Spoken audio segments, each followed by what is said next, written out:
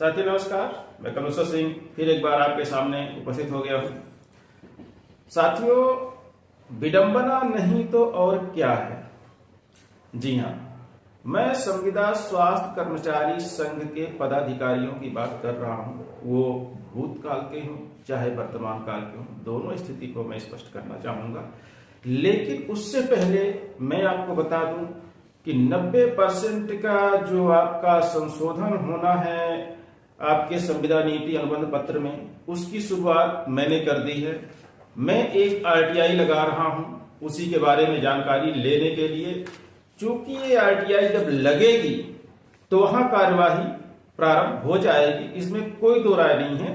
क्योंकि आरटीआई का जवाब उन्हें कुछ ना कुछ देना है, और आरटीआई का जवाब यदि सही नहीं देते हैं तो ये आरटीआई आपकी राज्य सूचना तक चली जाएगी। साथ में मैं सामान्य प्रशासन को भी एक लेटर लिख रहा हूं कि आपके बार बार सामान्य प्रशासन से 3 बार लेटर जारी हुए हैं, और उन लेटरों में स्पष्ट कहा गया है, आखिरी में लिखा गया है कि आपको इन संशोधनों और इन नियमों को पूरी तरह कड़ाई से पालन करना है समस्त विभाग के लिए, समस्त विभागाध्यक्ष के लिए। लेकिन नहीं किया गया है। इस तारतम्य में सामान्य प्रशासन विभाग को भी मैं शिकायत देने वाला हूं।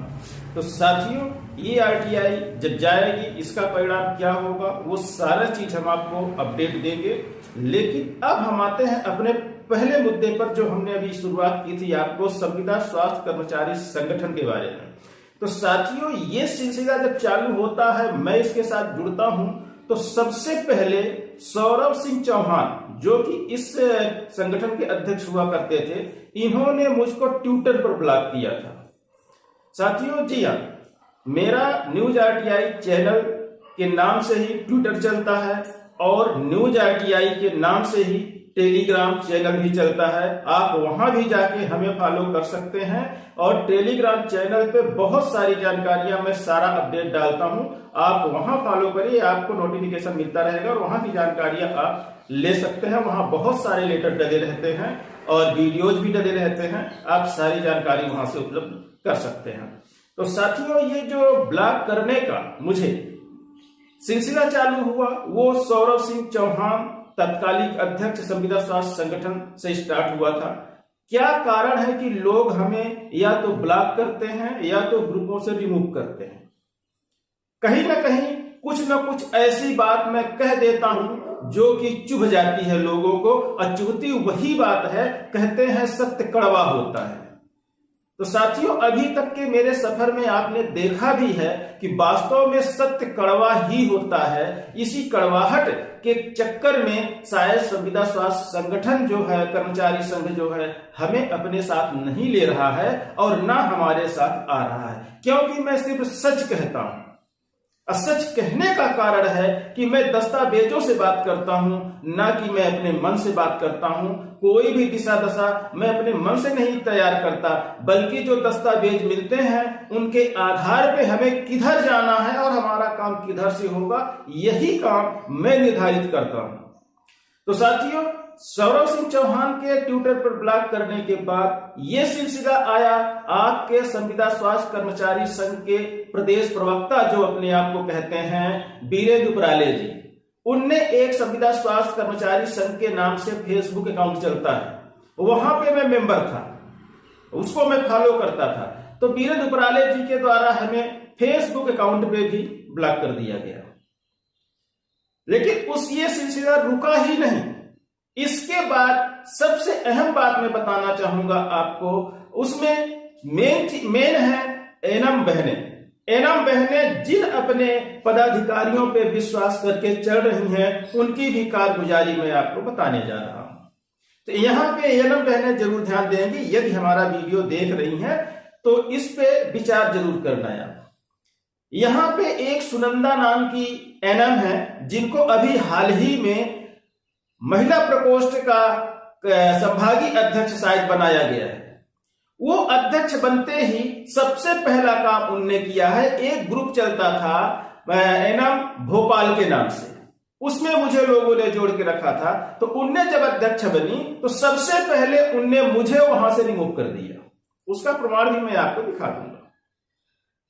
फिर मुझे पता चलता है कि आपके एनएम बहनों की जो है अध्यक्ष मुखिया आकांक्षा दुबे है, उनको मैंने कई बार संपर्क करने की कोशिश की, लेकिन कभी भी उनने रिस्पॉन्स सही नहीं दिया। साथियों, अभी हाल ही में मैंने पूछा था, लोगों ने कहा भी था कि सर यदि संघ के लोग आपसे संपर्क नहीं करते तो आप संघ के लोगों से क्यों बात नहीं करते। तो संविदा साथियों के इसी बात को ध्यान में रखते हुए मैंने कल की तारीख में यानी 25 मई 2022 की स्थिति में 4 कॉल लगाया। साथियों, 4 लोगों को मैंने कॉल लगाया। इसमें सबसे पहले एक अहम भूमिका निभाने वाले संविदा स्वास्थ्य कर्मचारी संघ के अंदर छिंदवाड़ा के जितेंद्र यदुवंशी जी हैं, उनको फोन कॉल लगाया। मैं सारी हिस्ट्री आपको दिखाऊंगा, आप देखते रहिएगा। उनने कॉल नहीं उठाया। कल करीब 3-4 बजे की बात लगभग रही होगी या 2-2:30 के, ज्यादा ध्यान नहीं है, हम स्पष्ट कर देंगे, आप कॉल हिस्ट्री में देखेंगे तो पूरा दिख जाएगा। तब से अभी तक कॉल उनका नहीं आया। फिर मैंने सुनंदा वही आपके संभागीय अध्यक्ष और एनएम और महिला प्रकोष्ठ की अहम कड़ी, उनको फोन लगाया, उनने भी नहीं उठाया।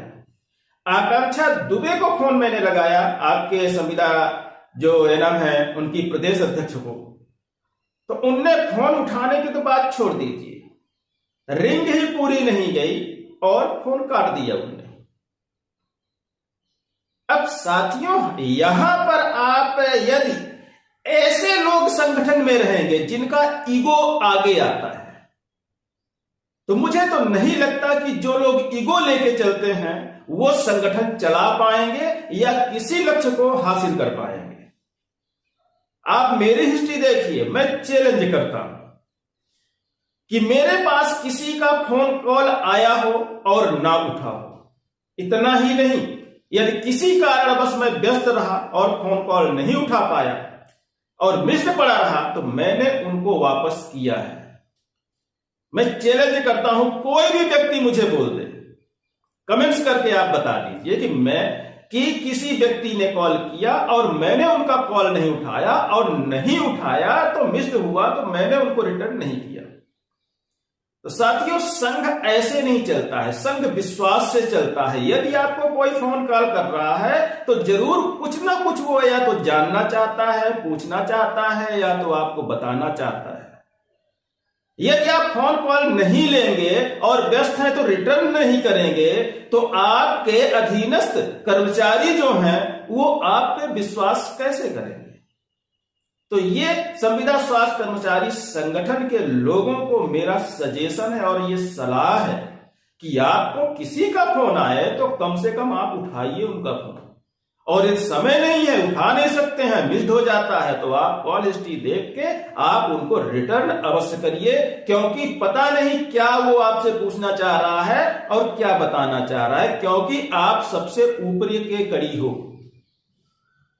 यदि संघ आप चला रहे हैं तो उन्हीं व्यक्तियों के द्वारा जिनने आपको संघ का पदाधिकारी बनाया है, यदि उन्हीं की बात आप नहीं सुनेंगे, उन्हीं से आप बात नहीं करेंगे, तो फिर आपका संघ किस काम का है। साथियों, इतना ही नहीं, मैंने आपके प्रदेश अध्यक्ष डॉक्टर सुनील यादव जी को भी फोन लगाया। हालांकि उनने 15 ही सेकंड में लगभग फोन उठा लिया और ये कह के रखा कि कपिलेश्वर जी, मैं आपसे बात करना चाहता था और आपका ही कॉल आ गया। मैं 2-3 दिन से सोच रहा हूं आपको फोन लगाने, लेकिन मैं लगा नहीं पा रहा था, लेकिन न जाने क्यों आपने फोन लगाया।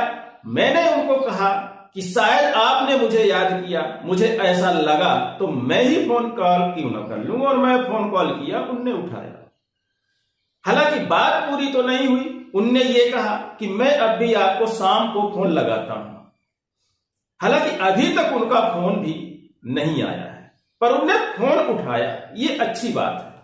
फोन कॉल नहीं आया, अब वो क्या सोच रहे हैं कि उनको करना चाहिए, नहीं करना चाहिए, आप फोन कॉल करेंगे तो वो क्या बातें करेंगे, क्योंकि बहुत सारे कंफ्यूजन ऐसे हो चुके हैं हम लोगों के बीच में मेरे और संविदा स्वास्थ्य कर्मचारी संगठन के लोगों के बीच में कि कहीं ना कहीं कुछ ना कुछ, या तो उनको ऐसा लग रहा है कि मैं उनका साथ नहीं दे रहा हूं, या तो उनको ये लग रहा है कि मैं उनको बुराई कर रहा हूं, जबकि सत्यता ये है कि मैं सिर्फ सच और सच बोल रहा हूं और स्थिति और परिस्थिति के हिसाब से ही सारी बातें कर रहा हूं।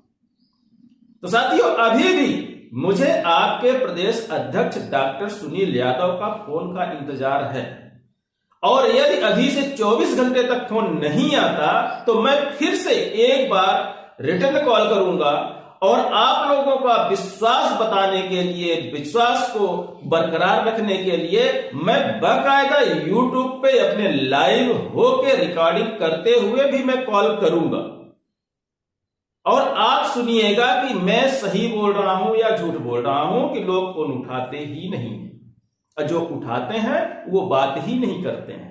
तो अब बताइए, ऐसे संविदा स्वास्थ्य कर्मचारी के संघ के पदाधिकारियों के साथ हम कैसे काम कर सकते हैं जिनको फोन उठाने तक की फुर्सत नहीं, या मिस्ड हो जाए तो वापस करने की फुर्सत नहीं।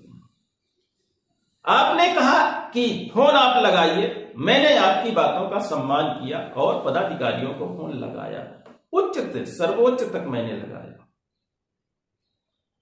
आपके अध्यक्ष को। लेकिन कोई बात नहीं, मेरी जंग जारी है, वो जारी ही रहेगी। मैं अकेला निकला था, आपका सहयोग मिला, आपका सहयोग बना है, और अकेला मैं चलता रहूंगा, बस आपका सहयोग बना रहना चाहिए। क्योंकि मैं पहले आपको बताया कि ये हमने एक शुरुआत कर दी है आपके संविदा नीति अनुबंध पत्र में संशोधन के लिए। ये शुरुआत है, अभी आप देखना कि आगे और क्या क्या होता है। और मैं एक विजिट फिर से बहुत जल्द वित्त विभाग में फिर से बनाने वाला हूं, क्योंकि वहां की जरूरत भी हमें पड़ेगी इस संशोधन के इम्प्लीमेंट करवाने में। तो वित्त एसीएस के पास मेरी फिर से एक विजिट बहुत जल्द होने वाली है।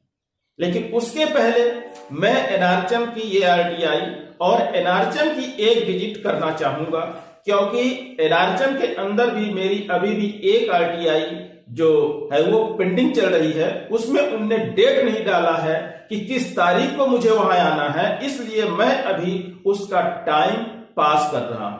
क्योंकि मुझे आरटीआई एक्ट के तहत उनसे भी जवाब चाहिए कि आपको टाइम देना था, टाइम नहीं दिए हैं, तो मैं टाइम के बाद ही जाऊंगा।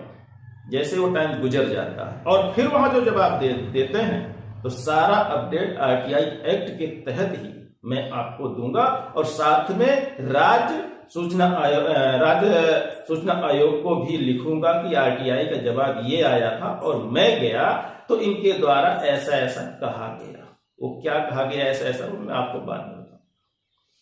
तो साथियों, सबसे अहम बात, संविदा स्वास्थ्य कर्मचारी के संघ के लोगों से, प्रदेश कार्यकारिणी के लोगों से बात करने की कोशिश की, लेकिन किसी का रिस्पांस अभी तक सही नहीं आया है।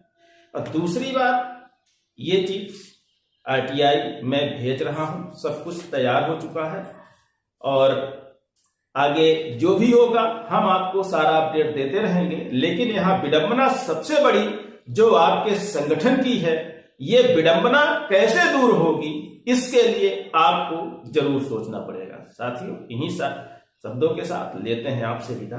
नमस्कार।